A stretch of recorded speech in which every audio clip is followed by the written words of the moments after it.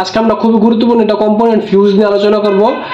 ফিউজকে কিভাবে আপনি পরিমাপ করবেন, ফিউজ কোথায় কোথায় ইউজ করা হয় এবং ফিউজের কাজ কি, কোন কোন কন্ডিশন হলে আপনি ফিউজকে পরিবর্তন করবেন, এই ধরনের সকল ইম্পর্টেন্ট তথ্যগুলো আজকে আমরা এই ভিডিওতে আলোচনা করার চেষ্টা করব।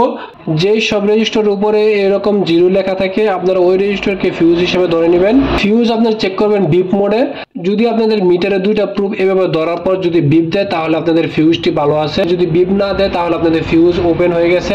যদি গ্রাউন্ডের সাথে বিপ দেয় অর্থাৎ যখন আপনারা একটা প্রুফ গ্রাউন্ডে ধরবেন আর একটা প্রুফ ফিউজের যে কোনো এক প্রান্তে ধরবেন, এই কন্ডিশনে যদি বিপ দেয় তাহলে আপনাদের এই ফিউজটা শর্ট হয়ে গেছে। এই ধরনের ফিউজ মূলত 4 ভোল্টের যে লাইনগুলো আছে ওই লাইনগুলোতে ইউজ করা হয় এবং রিঙ্গার আইসিতে এই ধরনের ফিউজ দেখা যায়, কিন্তু রিঙ্গার আইসিতে পিয়ার অবস্থায় থাকবে অর্থাৎ ডাবল অবস্থায় থাকবে, জোড়া অবস্থায় থাকবে। ফিউজের কাজ কি? ফিউজের কাজ হচ্ছে প্রোটেকশন করা। ধরেন আপনার একটা আইসিতে 4 ভোল্টেজ ইনপুট হবে, 4 ভোল্টেজের জায়গায় যদি 5 ভোল্টেজ হয়ে যায় তখন এই ফিউজটা ওপেন হয়ে যাবে এবং আপনার আইসিকে প্রোটেকশন করবে। ফিউজ খারাপ নাকি নষ্ট এর কন্ডিশন হচ্ছে তিনটা। একটা হচ্ছে ওপেন হয়ে যাওয়া, শর্ট এবং লিকেজ। লিকেজ শর্ট মাপার উপায় হচ্ছে গিয়া ফিউজ যখন তার ভ্যালু থেকে অধিক ভ্যালু দিবে তখন আমরা ওই ফিউজকে লিকেজ হিসেবে ধরে নেব।